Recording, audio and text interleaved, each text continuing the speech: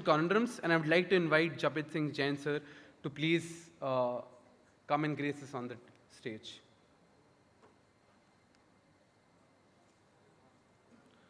Can we please have a round of applause for Mr. Jain, please?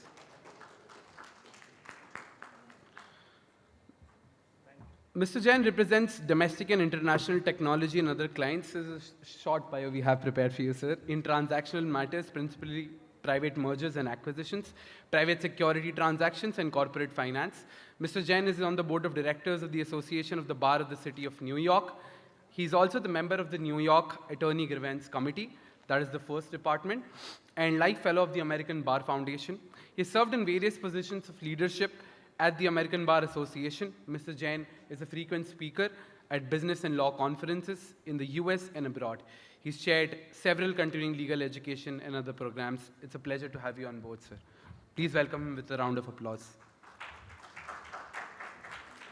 Thank you, Vikesh, for inviting me. Short notice पे तो बैठ जाएं, बाकी लोग भी आ जाइए।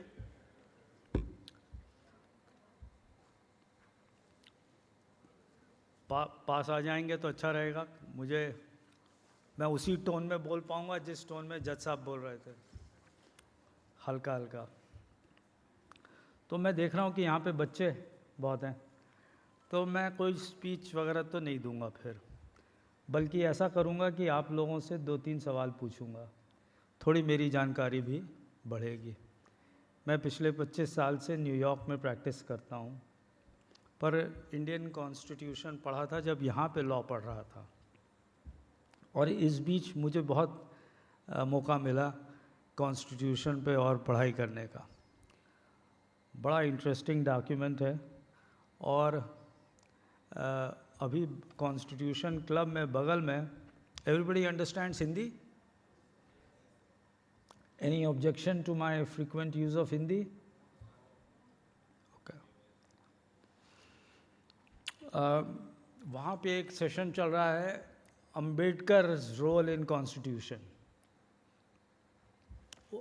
इन द कॉन्स्टिट्यूशन क्लब। तो जिसको रुचि हो उस विषय पे, वहाँ पे भी एक बहुत अच्छा चर्चा का प्रोग्राम बना है। तो मैं कुछ सवाल पूछूंगा, आप लोग उत्साह के साथ जवाब दीजिएगा, ठीक है ना? तो हम लोग के कॉन्स्टिट्यूशन के अंतर्गत कितनी ब्रांचेस हैं हमारे गवर्नमेंट की? 3 ब्रांचेस हैं। तो वो 3 ब्रांचेस क्या हैं? परफेक्ट। तो उसमें सबसे ज़्यादा स्ट्रॉन्ग पावरफुल ब्रांच कौन सी है? कौन सी? जुडिशरी। आप क्या सोचते हैं? आप भी जुडिशरी सोचते हैं? ऐसा तो नहीं कि जज आए थे इसीलिए जुडिशरी बोल रहे हैं हम लोग, हैं?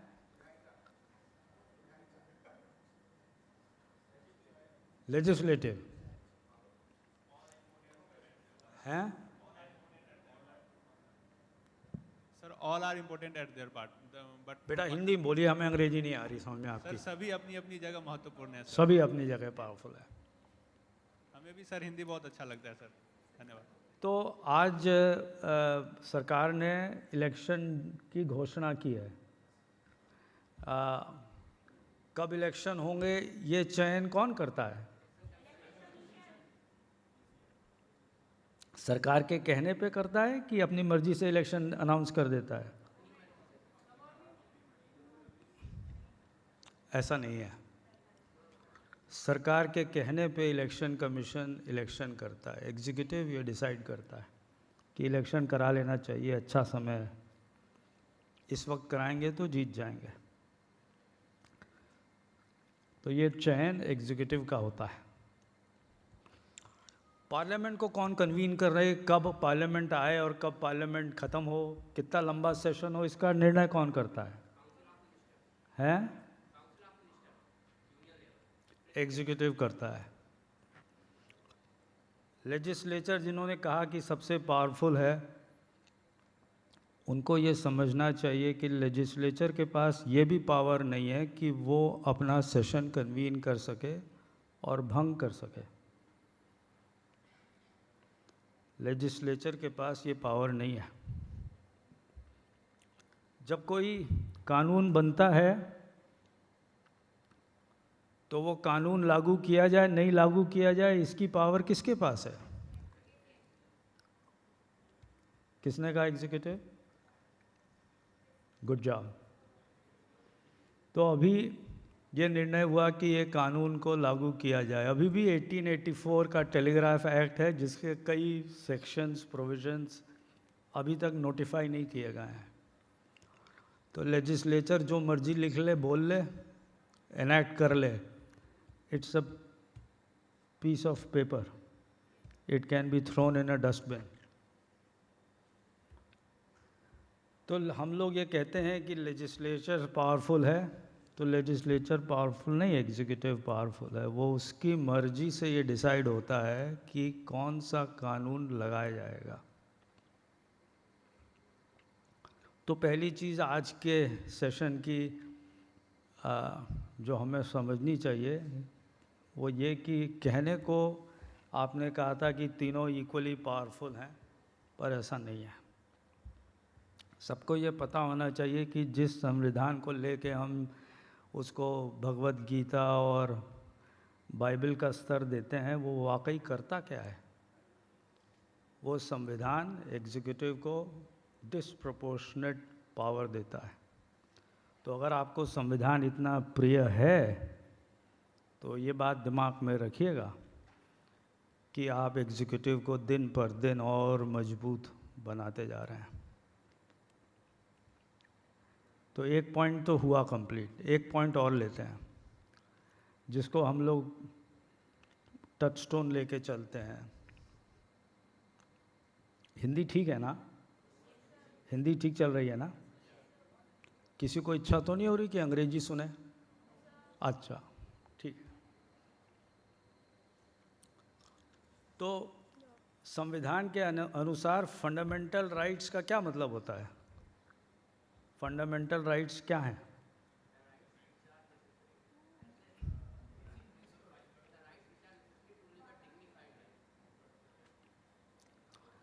वो क्या हमारे इनएलिएनेबल राइट्स हैं जो हमसे लिए नहीं जा सकते?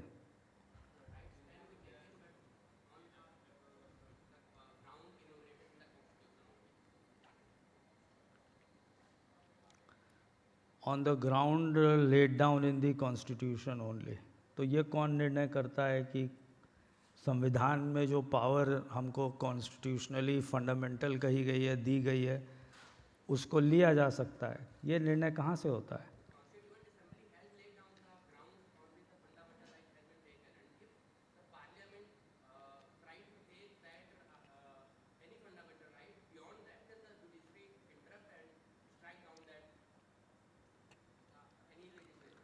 हमारा जो राइट टू लाइफ है, लाइफ एंड लिबर्टी, आर्टिकल 21, वो कहता है कि एक सिंपल प्रोसीजर ऑफ लॉ से हमारा ये फंडामेंटल राइट हमसे लिया जा सकता है।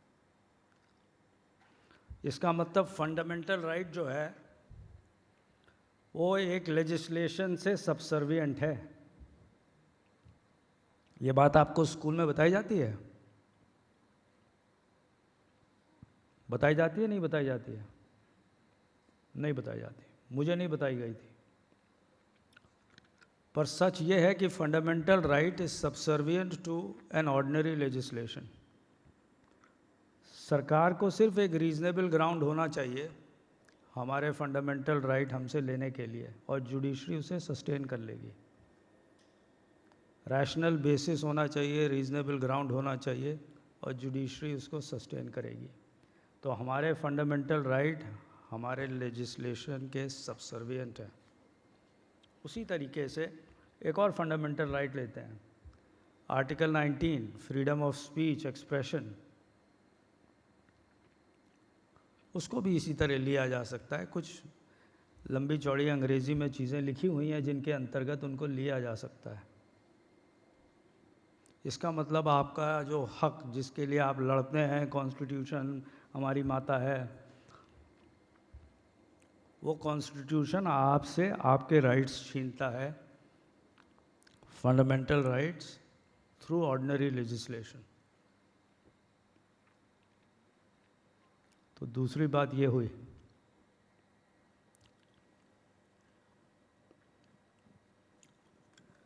तीसरी बात इसी से जुड़ी हुई है।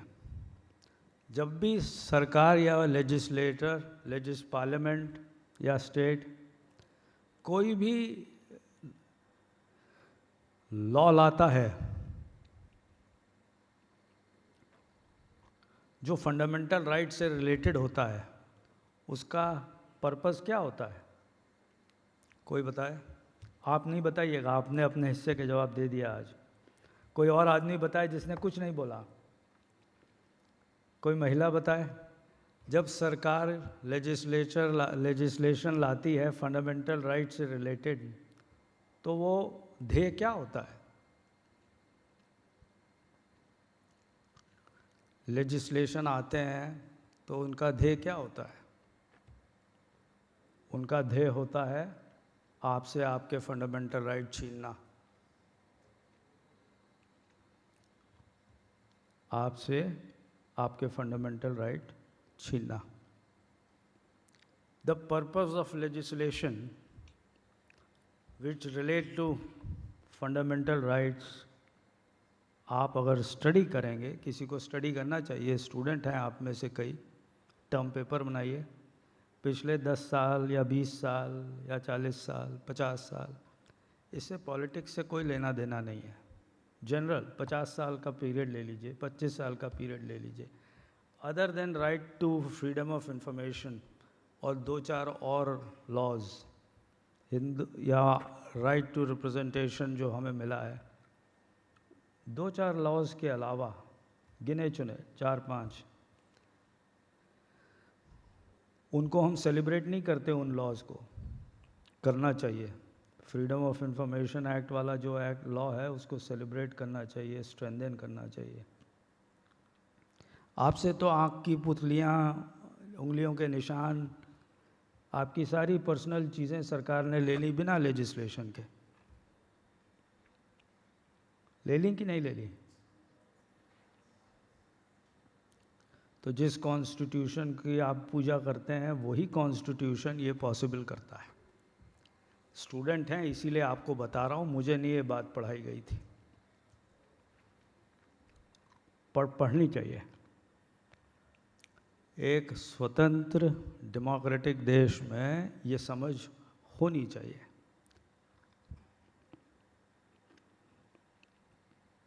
अब मेरा समय कम हुआ है, चर्चा और भी कर सकता हूँ मैं।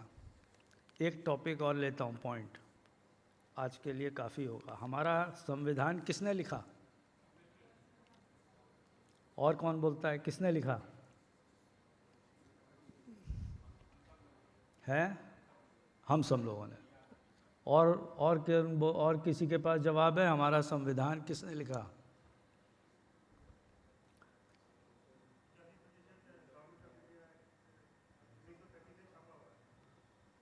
लीपा पोती से किया गया, गवर्नमेंट ऑफ इंडिया एक्ट 1935।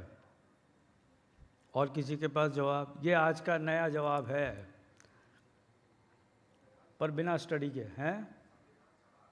संविधान सभा। मेरे फोरफादर संविधान सभा में थे। मुझे कोई श्रेय नहीं मिलना चाहिए, मैं ही बताता हूँ। एक आदमी है, उसका नाम है BN राव, बेनेगल नरसिंह राव है। वो कहानी फेमस है, होनी भी चाहिए। और सबसे बड़ी जो चोट हमको पड़ी वो उसकी पड़ी, सबसे बड़ी नहीं लेकिन हाँ पड़ी।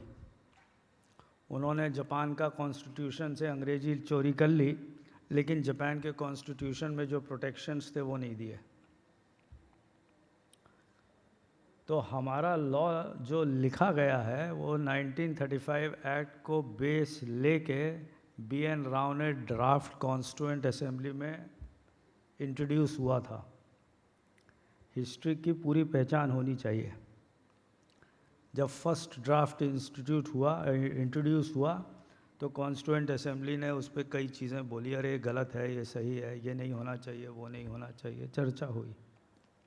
जो लोग आते थे, सब लोग नहीं आते थे। कॉन्स्टिट्यूएंट असेंबली में रोल कॉल नहीं होती थी। तो आप ताली जो बचा रहे थे, पता नहीं मेरे बाप दादा कितनी मीटिंग अटेंड किए और कितनी नहीं। वॉइस वोट से सब कुछ होता था।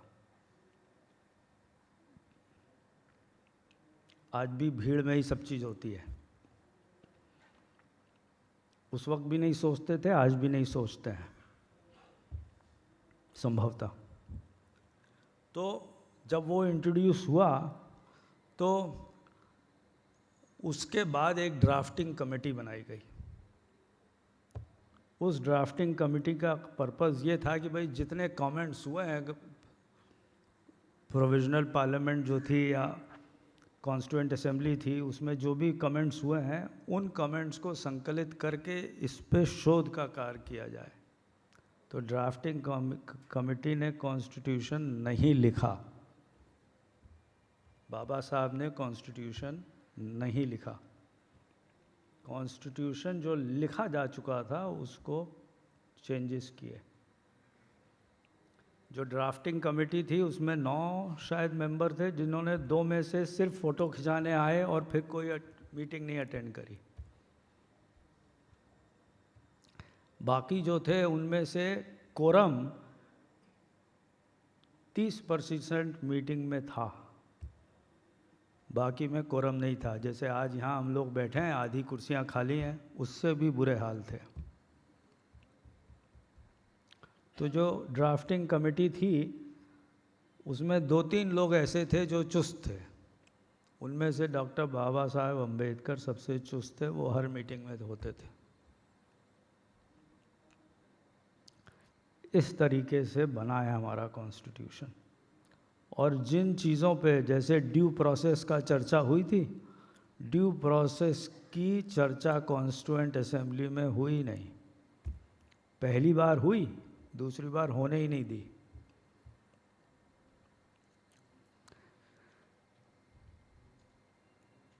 अब यहीं रुकें, क्योंकि ये चर्चा तो बहुत गहरी है। जो स्टूडेंट्स हैं उन सबको ध्यान से कॉन्स्टिट्यूशन को पढ़ के उसकी अंतड़ियों को समझना चाहिए कि ये कर क्या रहा है। हम उसको जो संविधान लोग चौराहों पे कॉन्स्टिट्यूशन संविधान क्या संविधान की बात करते हैं। संविधान तो हमें और दिन पर दिन स्वाधीन नहीं पराधीन बनाता जा रहा है। आपको मालूम है कि सरकार को कोई लेजिस्लेशन की ज़रूरत नहीं होती है हम पे कोई भी नियम लागू करने के लिए। होती है क्या? नहीं। अगर कोई नियम एग्जिस्ट करता है तब सरकार को जाना पड़ता है पार्लियामेंट की, अरे भाई एक कोई नियम एग्जिस्ट करता है, अब इसको अमेंड कर देते हैं।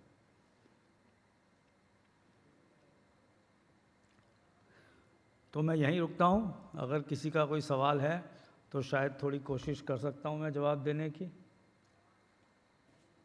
अगर मैं अतिथि हूँ, बाहर रहता हूँ, तो अतिथि की एक मर्यादा होती है, उससे ज़्यादा नहीं बोलना चाहिए उसको। फिर वो अतिथि अपनी मर्यादा से बाहर नहीं जाएगा तो बेटर होगा। इसीलिए मैं यहीं अपना बोलना स्थगित करता हूँ। पूछिए सर। Good afternoon sir. मेरा नाम अविनाश शुक्ला है। मैं LC1 से पास लेके आइए माइक में जब बोलें तो बिल्कुल पास बोला करिए, तभी आवाज़ सुनाई देगी, है ना। मेरा नाम अविनाश शुक्ला है। मेरा क्वेश्चन ये है कि आप कॉन्स्टिट्यूशन के प्रति बायस दिख रहे हैं काफ़ी, एंड आपने कहा कि executive the constitution gives executive a disproportionate power with respect to the parliament और the legislature. But I think it's depend upon the ruling party and the majority of the government, whether whether the parliament has a more power or whether the executive has a more power. Like in a case of UPA 1 and UPA 2, the parliament has a more power. At this time, the executive has a more power. So my simple question: why you are so biased toward the constitution? Why you are so biased? अच्छा सवाल है। सच के कई रूप होते हैं। ये कहानी देखिए, सुनी है आपने कि एक हाथी था, 5 अंधे लोगों ने उसको छुआ। एक ने कहा वो रस्सी की तरह है, एक ने कहा खंबा है, किसी को पूरा स्वरूप नहीं समझ में आया। ये चर्चा का ही मार्ग है प्रॉब्लम को सॉल्व करने का। मेरा ध्येय ये नहीं है कि मैं आपको कोई सच इस तरीके से दे दूं कि आप उसे पी जाइए, जिस तरह से पिछले 70 साल से हमने कॉन्स्टिट्यूशन को पिया है। मेरा ध्येय ये है कि आप सोचें, इस पे गहराई से सोचें। मैंने भी सोचा, आप भी सोचें। संभवतः आप जो मैं बोल रहा हूँ उससे अच्छी, उससे मीठी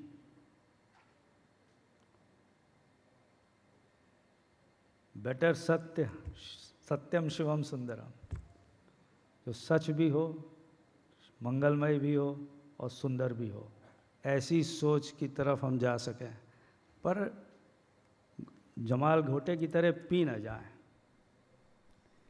एग्जीक्यूटिव जिस पार्लियामेंट को हम खुद कन्वीन नहीं कर सकते, वो पावरफुल नहीं हो सकता। हम आज ये मीटिंग बुलाते हैं, हम ये मीटिंग को बंद करते हैं, हम में ये पावर ही नहीं है। ऐसा पार्लियामेंट पावरफुल नहीं है। बटोरू टीम है जिसको बुला लिया जाता है पार्लियामेंट में लेजिस्लेशन को पास करने के लिए। समझे आप? ऐसा मेरा मत है। कोई और सवाल? हाँ मैडम। जी साहब। मैडम थोड़ा सा जोर से बोलिए या माइक लीजिए।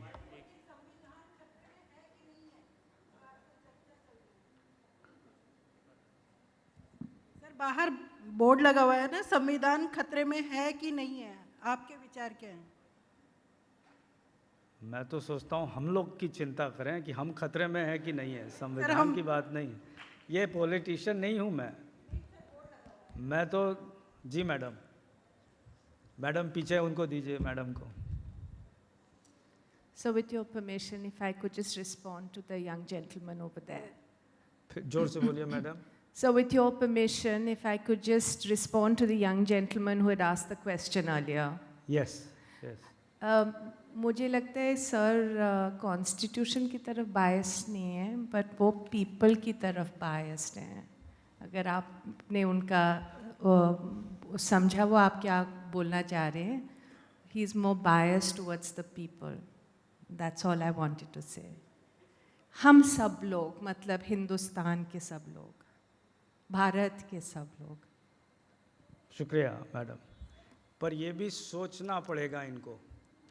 मेरा ध्येय नहीं है आपको बहकाना कि मैं पीपल के फेवर में हूँ। मैं तो उसी तरह का अंधा हूँ जिस तरह के और लोग हैं। मुझे सिर्फ पैर नज़र आ रहा है, आपको हो सकता है पूरा हाथी नज़र आए। मैं सिर्फ ये चाहता हूँ कि आप जिन बातों पर मैंने टच किया है उस पर सोचें। आप लोग कल हिंदुस्तान चलाएंगे, हम लोग तो चले गए। हम लोग जो गए, कई कारण रहे होंगे जाने के, और हम लोगों ने अपने हिस्से की लड़ाई करने की अगर कोशिश करी तो असफल रहे। आप लोग ये लड़ाइयाँ आगे बढ़ाएं, सोचें ध्यान से कि हम, वो है ना, पराधीन सपने हूँ सुख नाही। हमने, जैसा कि एक बच्चे ने बोला कि 1935 का एक्ट को हमने लागू किया, ये सच है। इसीलिए तो नेहरू जी इस कॉन्स्टिट्यूशन का श्रेय नहीं लेते थे, बाबा साहब को श्रेय दे दिया। इसमें श्रेय का कुछ मतलब की चीज़ है ही नहीं। ध्यान से सोचना चाहिए कि हुआ क्या। चलिए, धन्यवाद। हाँ, लास्ट क्वेश्चन मैडम। सर, मेरे नॉलेज के हिसाब से जो कॉन्स्टिट्यूएंट असेंबली के ड्राफ्टमैन थे वो एस.एन. मुखर्जी थे, और जो बी.एन. राव थे वो उसके लीगल जो एडवाइज़र थे। तो मैं थोड़ी सी कंफ्यूज हूँ, क्या एस.एन. मुखर्जी ने ड्राफ्ट किया या बी.एन. राव ने ड्राफ्ट किया है? बहुत अच्छा आपने बोला। सत्येंद्रनाथ मुखर्जी। यस। सत्येंद्रनाथ मुखर्जी का रोल डेजिग्नेशन थी ड्राफ्ट्स पर्सन की, और बी.एन. राव की डेजिग्नेशन थी कॉन्स्टिट्यूशनल एडवाइज़र की। उस नज़रिए से देखा जाए जो आप बोल रही हैं वो सच है कि एस.एन. मुखर्जी ने किया, लेकिन थोड़ा सा पीछे पलट के टाइटल्स के पीछे भी देखना चाहिए। बी.एन. राव को नाइटहुड मिला था, किस चीज़ के लिए? किसी को पता है क्यों उन्हें नाइट किया गया था? मैं बताता हूँ। उनको इसलिए नाइट किया गया था क्योंकि उन्होंने 1935 एक्ट को लेके बाकी लॉज में संशोधन कराया था। बहुत बुद्धिमान इंसान थे। SN. Mukherjee paled in comparison to the brilliance of B.N. Rao. आपको मालूम है हिंदुस्तान का पार्टीशन किसके पेपर वर्क से हुआ था? किसकी सलाह थी कि हिंदुस्तान को पार्टीशन किया जा सकता है? बी.एन. राव की। बी.एन. राव बहुत बुद्धिमान इंसान थे और हमारी कॉन्स्टिट्यूशनल स्कीम में उनका बहुत बड़ा रोल था, जो हम लोग को हिस्ट्री की किताबों में बताया नहीं जाता, क्योंकि हमको पूजा करना की आदत पड़ गई है। 1000 भगवान, 1000 देवी देवता। तो अब चलो, पहले हमने गांधी जी की पूजा करी, अब बिना सोचे समझे गांधी जी को उठा के फेंक दिया। अब अंबेडकर की पूजा करते हैं, फिर किसी और की पूजा करेंगे। पढ़ो, संविधान की हिस्ट्री पढ़ो, किस तरीके से वो फंडामेंटल राइट दिए गए हैं और लिए जा रहे हैं। Thank you.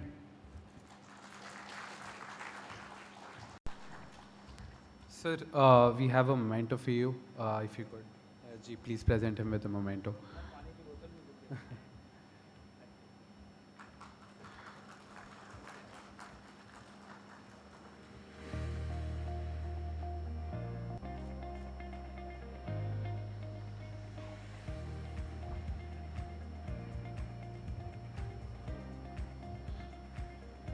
Thank you, sir. I think sir very rightly pointed out, the greatest enemy of knowledge is not ignorance. I think it is the illusion of knowledge. Can we please have a round of applause for sir?